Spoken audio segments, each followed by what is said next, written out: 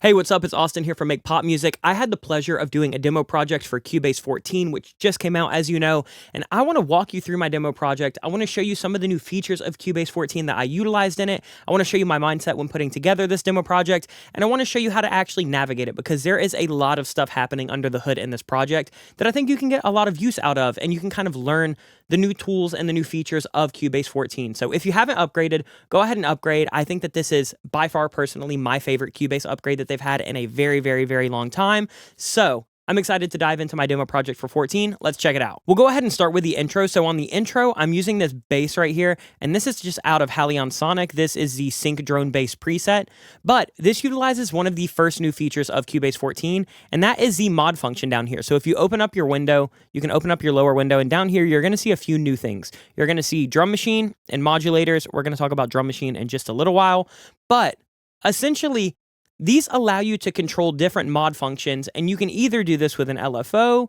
you can do this with a macro, you can do this with an envelope follower, with a shaper, you can program all of these with MIDI start and stop points, there's a step modulator, there's a lot of stuff that you can do with this. So for this specific example, I have the LFO1 modulating the volume of this intro bass at a quarter note, so it's giving me kind of a sidechain pumping effect. And then I have the second LFO that's actually doing an 8-bar rise on the cutoff filter. So here's what it sounds like.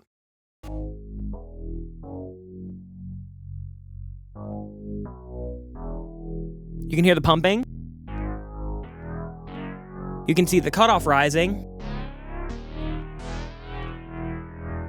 And what's cool is if you hit this, it'll actually show you what you're actually modulating. So you can see right here, LFO1 is modulating that. And it's not playing right now, but if it was, it'll be, well, here you go. It's modulating this cutoff right here. So you can do that on any source now. So it's basically like taking some of the tools that you might know and love from something like Effects Modulator, and it's breaking them out into their own panel down here. I did so much sound design when I was beta testing Cubase 14. This feature is crazy to me. So I actually use that on another intro element, this underwater lead right here. So here's what it sounds like if we take off all of the effects. I'll open up the lower position so you can see. And right here, we have an envelope follower that's actually following the macro knob over here, which is kind of controlling the phaser, and it's doing the cutoff. So it's doing a bit of modulation. It adds a lot of life to a preset.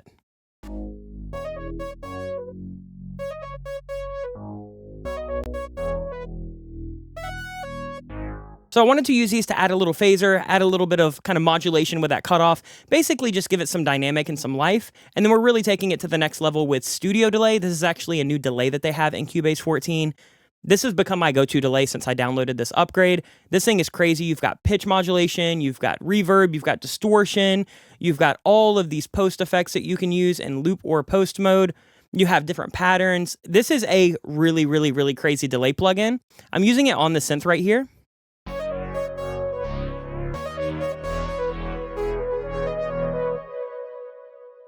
And it's such a nice sounding delay too.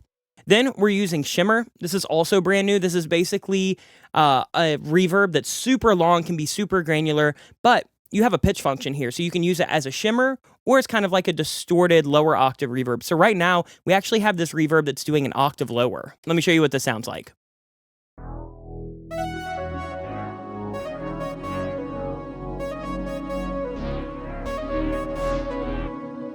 You hear that kind of low octave that it's putting under there? It's almost giving me a pad behind that lead that I have. And then the last thing that I'm doing is this new underwater filter. It's basically like a super, super sharp cutoff filter, and you have a resample option. I actually turned it off because the aliasing is kind of a really cool effect when you have that turned on. But for this, since I was modulating it up, I turned it off. When it's standard, I actually really, really like this resample on if I'm not going to be moving that frequency a ton. But here you go.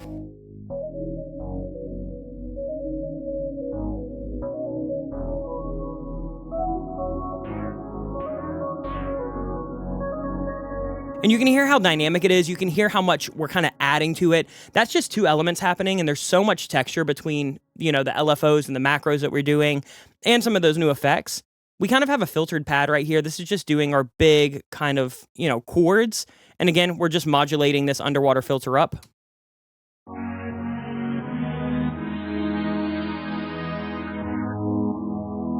Bringing it back down.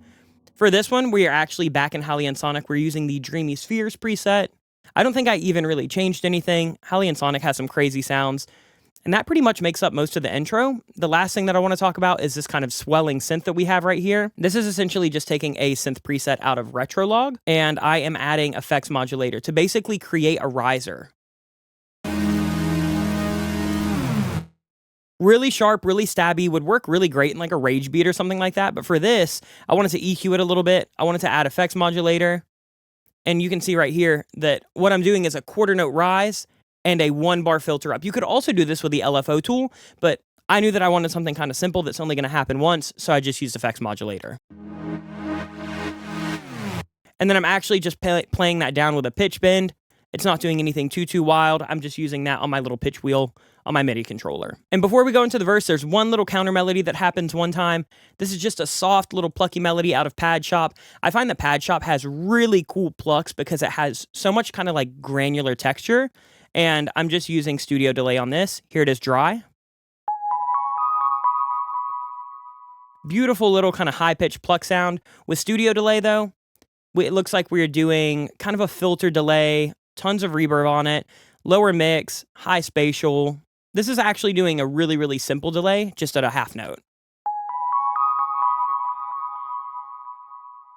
Now let's get into the verse where we actually pick things up. Where I want to come in with a verse is talking about this drum machine, because this was kind of where I started when I started working on this Cubase project. So if you're new to the Cubase ecosystem in general, this is a brand new addition for Cubase 14, and it's so sick. I actually made all of the drum samples in this that are like the kick and the snare and the rim using the kind of sample generator that you have in here. So if we go to the kick, you can see right here that you have your instrument, you have pad effects, you can have your group, and then you have different, reverb and delay sends and effects that you can do. You have a MIDI reset, a MIDI follow, and you can bypass all of your effects. If we go to the instrument, this is really cool. I'm going to turn mine off. Let's just say you want to do a kick drum right here. You have these 4 options that you can use as a starter. So you have kick 1. You could swap that out and you could do something completely different. You could do kick 2. You could do kick 3. Or you could do kick 4. And these will kind of give you really cool starting points. So I actually used kick 1. I'll turn it back on. And I just turned the tuning down, I turned the tone down, and then I turned the pitch and the decay down, and I made this nice little kind of D&B UK garage kind of kick drum. And I'm just using that as my main kick through the whole thing. I did the same thing with a rim right here. I actually dragged in a rim shot from Cubase's loops and samples over here. I just found one out of one of their packs that come standard with Cubase. And then I made a little snare and a little rim shot. Just doing that same thing. So as you can see for this one, we just found a rim. We're kind of doing some filtering, doing some pitch modulation, some amplification modulation. For this snare, again, we're kind of creating a snare drum with noise and oscillation and pitch. And you can change this a lot, actually. So you could go.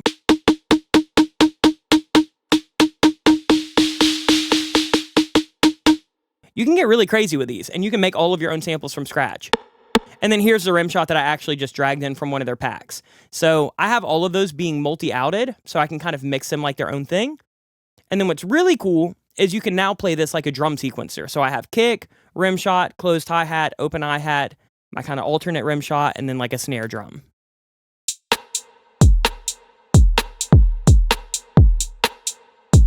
And you have a pattern selector. So I did 4 patterns for this demo. Right now I'm on pattern 2. As you can see, when we go to the chorus, I'm going to go to pattern 1. And then when we go to this post-chorus, I'm going to go to pattern 4. It looks like I ended up not using pattern 3. That was just like an alternate. But what's really cool is, like, let's say that I actually want this to feel more like pattern 1. I can just select it. Let's say, no, that's too many hi-hats. I'm going back to pattern 2. So I did all of the kick and snare and main hi-hats with this kind of drum sequencer down here, this drum machine that they've added. And I made the kick and the rim shots and the snares from scratch. So if you want those, you can literally go into the demo project and you can print them out and use them however you want. I don't really mind. And then other than that, for the drums and percussion, I just added a couple little, like back rims here, just to kind of add counter. And again, those are just taken straight out of one of the sample packs in Cubase. I can't even remember which one. So I have some loops that come in. We'll kind of talk about these a little bit more in the chorus. But for right now, we're really keeping it chill with just this kind of main drum line.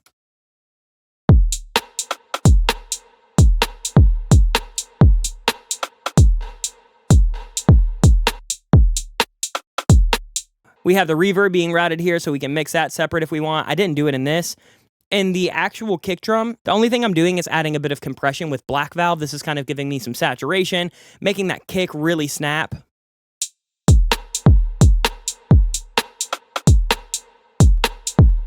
Really gives you that kind of like blown speaker, really knocky kick effect that I like a lot. And then for the rim shot, we're just using the squasher. This is basically like a multi-band compressor that you can go really crazy with. And I'm just using this to add quite a bit of attack to that rim shot. Without it. With it. It's giving me that kind of DMB UKG vibe that I was wanting. And then on the drum bus, we just have another black valve. This one's actually only at 50% dry and wet. I'm kind of using this as a parallel compressor for the drum. And then we're using the mid-range EQ right here, the EQ M5. You know it, you love it. I'm basically just boosting some of the lows and some of the highs with this. So without the drum bus processing, with just pulling everything forward in the mix a little bit. That's really all the drums are doing right there. For bass, we're pulling in our main sub bass. We're just using the retro log. I actually just made this from scratch. This is not a preset. It's essentially just a square wave that I have filtered out a ton. And it sounds really nice. It sounds super, super fat. And I am using the compressor, and it's being sidechained by the kick drum. So as I play the kick, the compressor is going to duck that sub just a little bit. Gives me a nice little ducking effect, really lets that kick come through in the mix.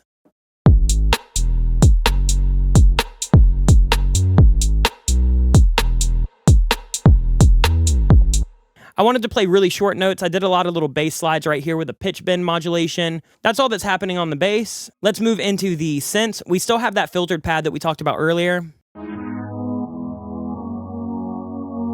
That underwater filter's closing that off a little bit more now. We also have these E keys that sound really nice, kind of like an 80s, like DX7 kind of FM key. This is just called the FM Bells. This is out of Hallian. And then we're just using the reverence to kind of give us like a chamber, almost like a church feel. That was the kind of reverb that I thought in my head would work really well. And then we're just using the multi-band compressor just to tighten this up. Without it. We're adding a bit of attack, we're adding a bit of brightness, a little bit of bite, and then again, we're just doing some EQ right here. So if we were to take it off, the sound's beautiful. With everything, it feels a little bit better now. It feels a little bit more modern. It's going to fit this pop arrangement a little bit better. Let's move on to this counter melody. For this counter melody, we are doing a bunch of modulation as well on this. As you can see, I have the step modulator happening right now, and it looks like that's going to the mix knob of quadrafuzz. I have a macro knob that is going to the high cutoff, and I have an LFO knob that is going to pan for A and B. So we've got a lot of movement happening here. We're in pad shop for the main sound. So the panning of side A is right here. The panning of side B is right here. They're kind of working in opposition. So it's just going to give me this kind of like swirly, almost like Brower effect. It's really, really cool.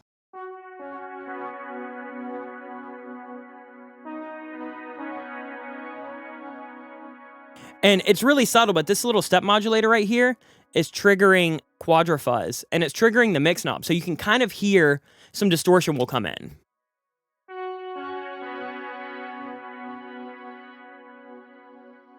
And you can make that way crazier if you wanted. You could drive this up.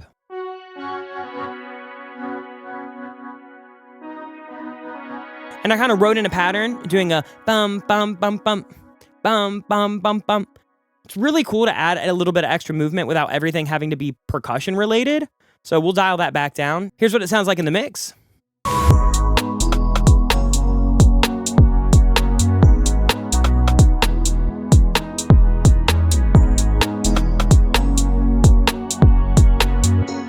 Just so much movement happening with everything. The only other element that we have for the verse is this vocal chop. I just took this little track right out of that Cubase loop and sample library.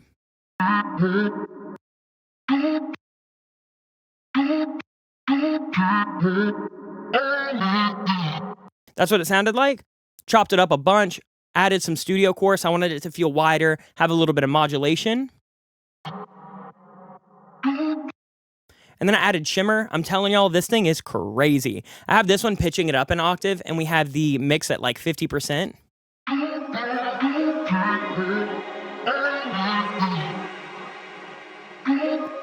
It's wild, and you can adjust the speed knob, and it'll almost act as like its own little side chain, so it can work almost as like a pitch delay as well. This thing is nuts. And then we're just using the ping pong delay, tried and true Cubase effect, not really doing anything noteworthy. And then we just have a little side chain swelling on the effects modulator, tons of movement.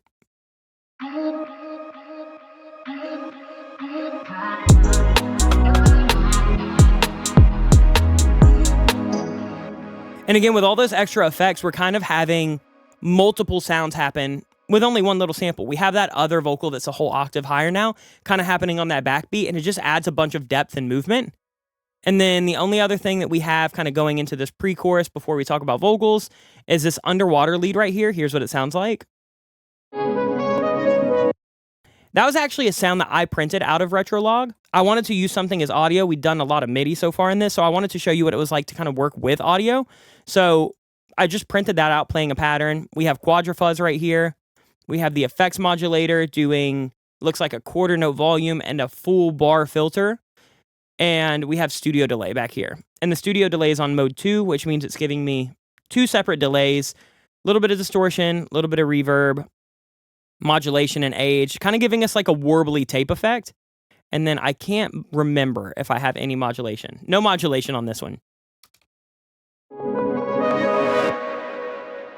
Nice little swell right there. And in terms of automation that we're doing, quadrafuzz, the mix is rising. Obviously, you can hear that distortion get crazier. And then you can hear the studio delay mix rising. Cool way to make your own little risers and transitions if you don't want everything to feel so sample riser heavy. You can just make them yourself with different synths and different sounds that you have and, automate effects in. Let's move on to the vocals right now. So for the vocal on the verse, I'm basically just using one vocal as the lead. And in terms of processing, I've just got a full little vocal chain going on here. As terms of settings, I wouldn't copy this if I were you because every mic and every voice and everything is different. I do have some presets though inside of here. So if you see any presets with AH, those are going to be Austin Hole presets. Or if you ever need any, let me know. You can always reach out to me on Instagram. And if I have other presets, I can always send those to you. And then we're just doing a little bit of extra EQ with frequency, just to kind of notch out weird resonances. And then just a little bit of tube compressor to really squash this thing down.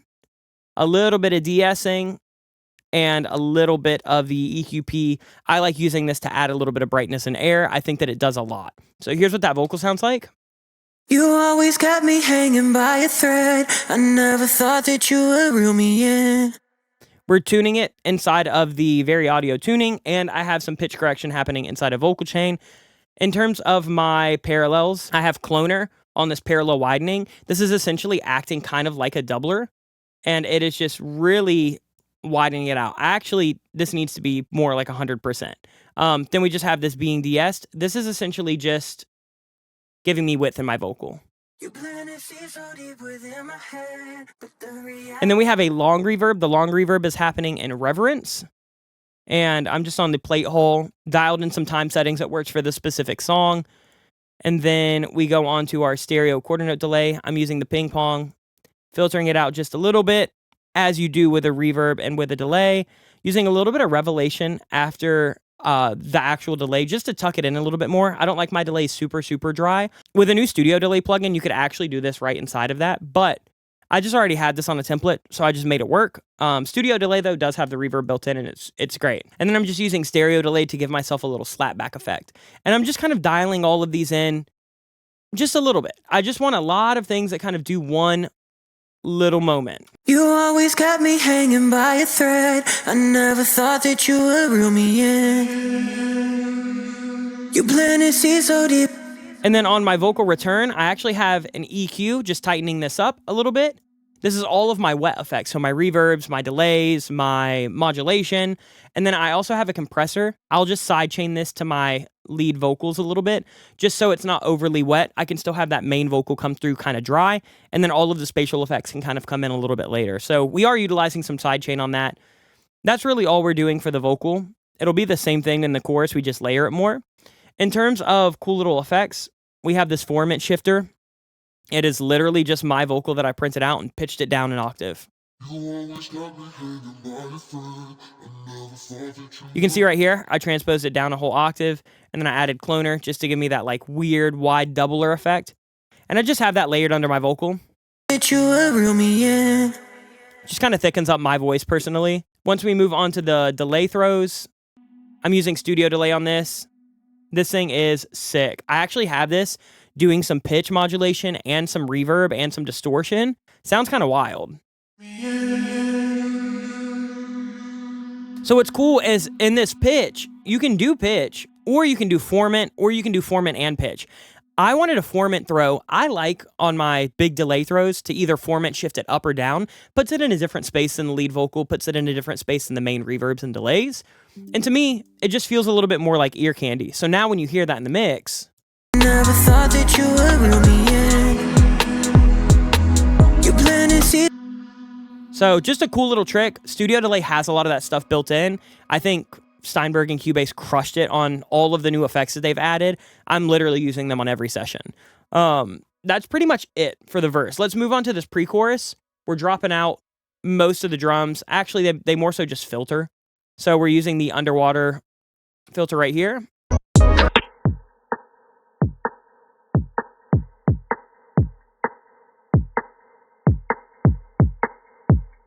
And you can see just how sharp that cutoff is. It is not letting a single frequency, because what it's doing is more like a bit reduction. This is kind of like the Drake technique of, you know, when he works with 40 kind of gets those underwater, swimmy kind of sounds by literally reducing the sample rate of something, not necessarily just filtering it. Because with filtering, there's always going to be slight things that kind of come over, you know, whatever your cutoff is. Even if you're at a brick wall setting, it's just not quite the same. So Underwater does a really, really good job at doing that kind of bit reduction without introducing tons of artifacts. So I just use that on my drums to kind of bring everything down a little bit. And then for the synths, we're pulling in this little shimmery organ. This is out of Halley and Sonic.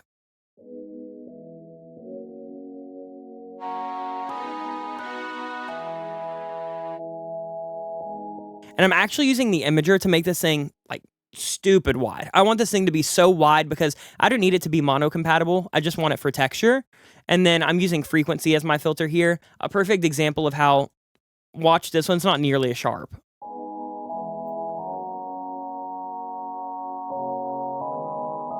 You can still see those kind of like resonances and harmonics kind of peeking through. I wanted that for the sound. And then the next thing is just adding some brightness with the tried and true EQP1A. That thing's great for adding air. Other than that, we have a little house loop right here that I have just drawn in some automation. In Cubase, if you just hit the number 8, it's set to a hotkey where you can literally just draw in kind of clip gain automation. It's really great. I like to use it all the time for volume ramps. And this is just stock. I'm just letting that thing rise up with this brass over here.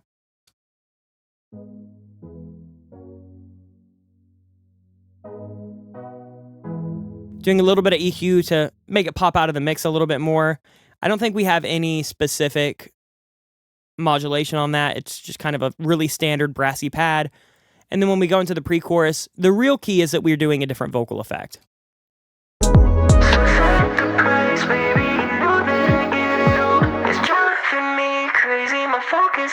So for this, I actually went into Vocal Chain and I pulled up one of my presets that I made when Cubase 13 came out and they announced this plugin. I just pulled up the distorted vocal chop preset, threw it on there, and then just dialed out a little bit of like the little harsh resonances in my specific voice. But that's really all that I was doing for that effect. And then we're tucking in a vocoder. So there is a vocoder in Cubase. I think they brought this in with 13 as well. It stayed in 14. I'm just using this. I have this being kind of manipulated by this MIDI right here. You can see that I'm sending that out to my vocoder MIDI in. And then I'm just using a brick wall limiter to just kind of limit it, using a cloner to add that kind of width and that space, that almost like a doubler would. And then just using a small kind of like, well, kind of a medium 2-second room, just to add a little bit of space.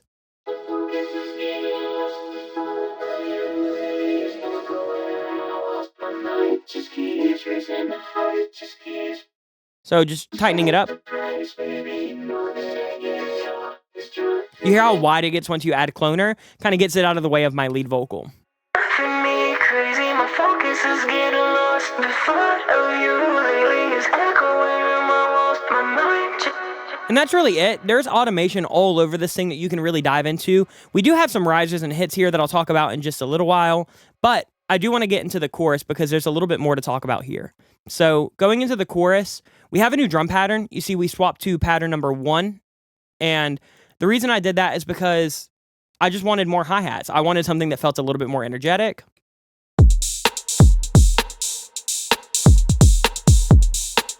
Got that offbeat open hi-hat, feels very, very good. Again, same samples that I kind of created using the new drum machine down here that you can kind of just, create your own samples with. You can also drag your samples into there like you would have with Groove Agent. They still have Groove Agent. I just wanted to use something that was new and exciting. So I did that, and then I wanted to layer up some perk stuff for especially the hi-hats and maybe add a little counter.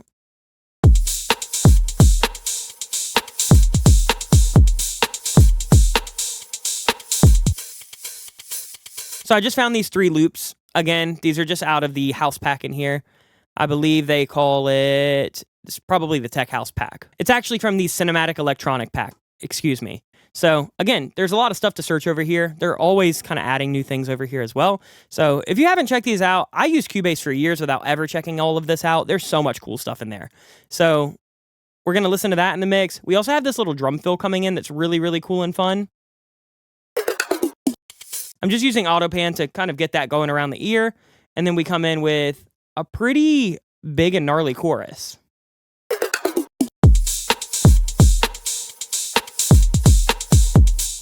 Again, we have some crashes and rises and down hits. These are all pulled out of those sample packs as well.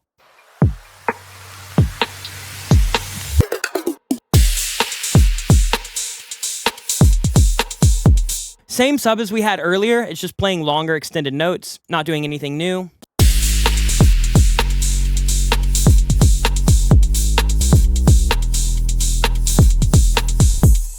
And then as far as synths, we're pulling that underwater lead from the intro back, the one that had all that modulation with the new kind of mod tools.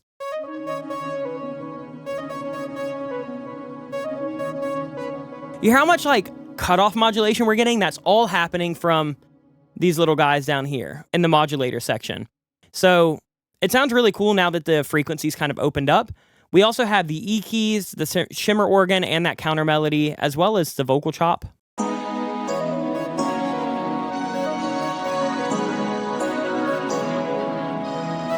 We got that little house loop. We have the bright brass, and this is with the bright brass all the way open, so that, cutoff that we had before, opening up just a hair.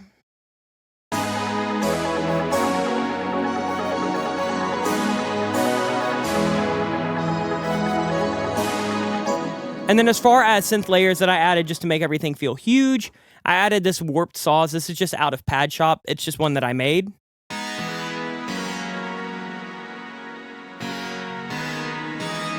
It almost feels like a harpsichord or like a clavinet. Here's what it sounds like dry.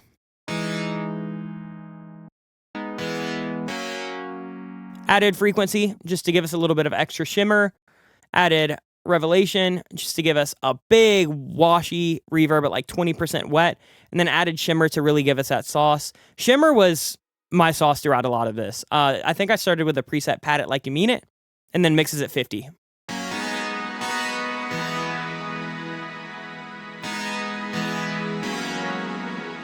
To layer that up, we also have these airy saws, also out of Pad Shop, using the Pulse Comp preset as a starter.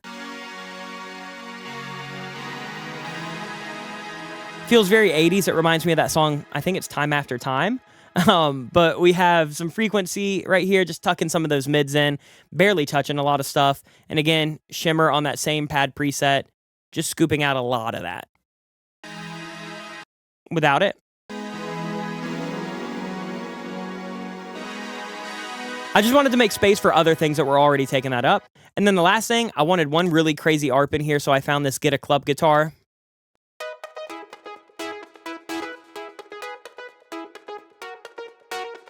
Just pulled that preset up, played my chords out, it kind of handled the rest.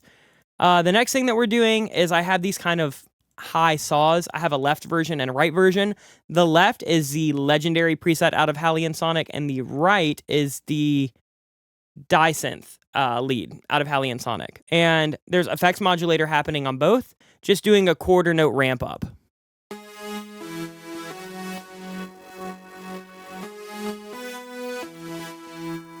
And then the last thing, we're taking that little lead melody and we're just layering that a bunch in here.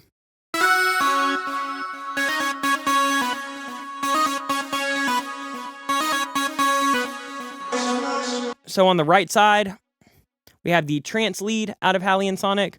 On the left side, we have the Autobahn lead out of Halley & Sonic. And in the center, we have the distorted lead out of Retrolog. And there's nothing except some studio delay happening. Here's a preset. It'll be the same on any that have it, but you can see that when you open up the session. And then we're just using this as a little punch in to happen when there's no vocals. It's the Solitude preset out of Pad Shop, just playing that melody whenever vocals aren't happening. So now we can move on to the vocals of the chorus. We have a lead in the center, we have a big reverb that I'll talk about, and then we have a dub on the left and on the right. This is me just singing that 2 more times, and then I just auto-aligned it with the auto alignment tool. So essentially you can just select your lead, then you can select your dubs, and you can hit auto align, and it'll basically align them automatically, and you get something like this. Call me up when it's midnight, I'm running past all the red lights. Just say the word and I'll come through. I've been waiting for this.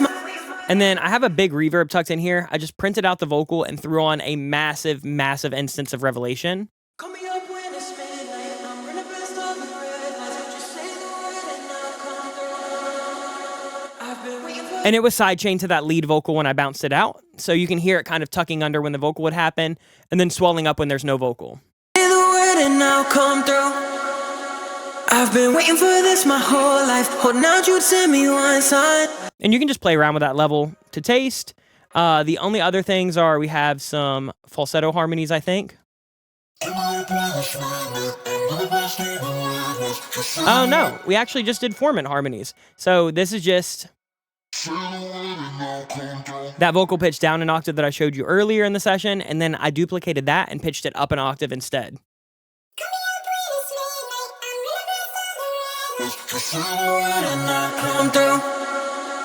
I've been waiting for this my whole life. Holding out, you'd send me one sign. I drive a. And then I just did punch-in harmonies on certain phrases. Again, just vocal chain and frequency. The vocal chains of these are very, very, very simple.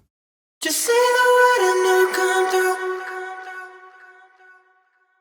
And then for the big delay throw, we've just got it right down here. I'm using that studio delay on the setting with 3 different delays. We have the pitch doing a formant shift. We have a medium reverb. We have a ton of distortion and some chorus modulation. And it's spatial at 100%, so we're getting all the width.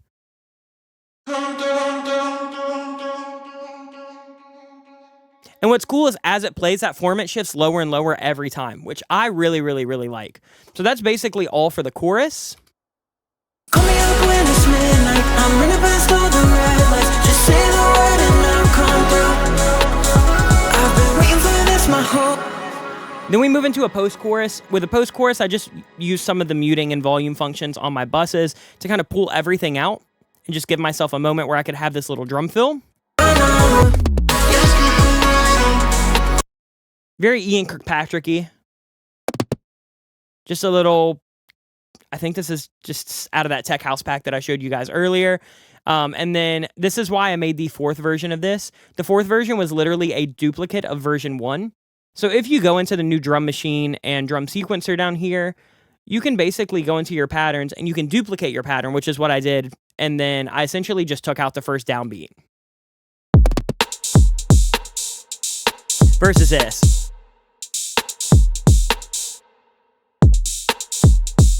So, and that pattern editor makes it so simple to make those little changes and just add duplicates. This is my new workflow for sure. Other than that, we just have a bunch of effects that rise up and hit on the 2. Nice little bass drop there. Just a little bit of ear candy for the listener. And then we have these post-chorus vocals So we have the low one doing a vocal chain right here. But I want my way now. Won't make you wait long. And so this one's actually shifting the formant inside a vocal chain. So if I go into the pitch right here, I'm shifting the formant down 31%, and it sounds like this. Yeah, it's getting later, but I want my way now. Using quadrifuzz just to kind of give me some extra bite. I love quadrifuzz to add texture and tone. And then just using some studio EQ to shave off some of the highs and lows. A really low CPU EQ with not a ton of bands just kind of helps for when you need to like band pass something like that. And then in terms of modulation, I don't have any on this one or this bottom one down here. So I'm just kind of using these as really, really standard high vocals. So this one has cloner on it. You can hear because it opens up a lot in the stereo field. Feels super, super wide. And then the big thing with this one, quadrifuzz is happening as well, but we're adding that shimmer EQ. This is going up an octave, speed at 100, mix at 62, feedback at 10, and then effects modulator is giving this one that pumping effect, that kind of quarter note side chain effect. Layered. Yeah, it's getting later, but I want my way now. Won't make you wait long. And for this one, instead of having that formant shift happening in the vocal chain, I actually just took it and pitched it up an entire octave right here. I love these transpose functions. I use them all the time. The last thing that I want to show you is this outro effect that I did. So I essentially printed all of the keys that I would want, and I just turned that into an audio file with the render in place function. If you go here, render in place, you can check out your render settings, and sometimes I'll print a bunch of things together. I'll mix them down as one thing, give it a custom name, and then I can use that as just one big audio file.